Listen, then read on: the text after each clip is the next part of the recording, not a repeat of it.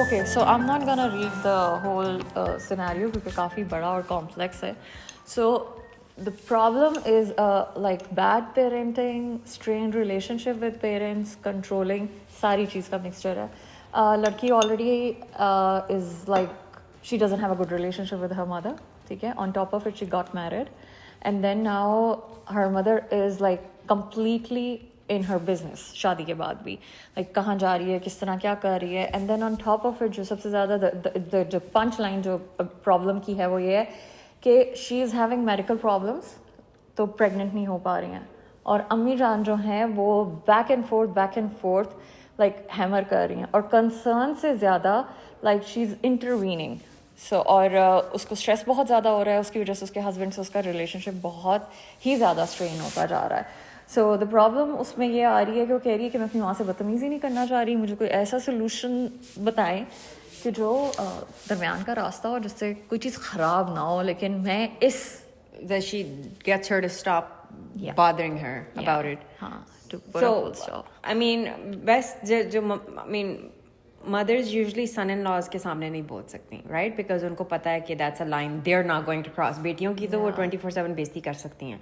So I think in this situation because her husband also wants privacy also, right? Yeah, she said that मेरे husband जो हैं वो like वो भी on board हैं, and he's very much happy with me, and he says कि जब वक्त होगा, तो I think that's the best bet कि आप like अपने husband के साथ have the husband tell her, be like, listen, ये हमारा personal matter है, and हम respectfully आपको कह रहे हैं कि हमें ये हमारा personal matter है. उसके लिए ये कि you need to have like a proper scenario when she comes up again to you with the same thing कि ये हो रहा है, so then you have your husband properly on board and take him and उनसे बड़े respectfully बात करें कि इस तरह से we understand this is your concern, और माएँ होती हैं उनको लगता है हाँ उसने ये भी बात कही थी कि उसने कहा था कि हाँ तुम्हारा बच्चा नहीं हो रहा, वो तुम्हें छोड़ देगा और फिर तुम बैठी रहना, तुम कोशिश नहीं कर रही and all that. तो have your husband do the talking, उसको लेके जाना, उनसे कहें कि मैं आपके कंसर्न, आपकी प्रॉब्लम्स अच्छी तरह समझता हूँ, और क्योंकि बड़ा एक रिस्पेक्टफुल रिश्ता होता है एक सास और दामाद का, आई थिंक उसको लेके जाएं और बात करें, और वो कहे कि जी मैं I am on board on this situation, ये हम दोनों का जो है वो इक्वल प्रॉब्लम है,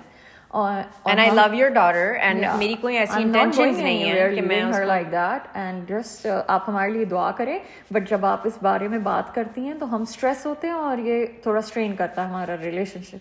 सो हम सिर्फ आपसे ये कहेंगे कि just please pray for us and be happy for us the way we are, और इसमें हम कुछ नहीं कर पा रहे, we are just like we are helpless as much as you are.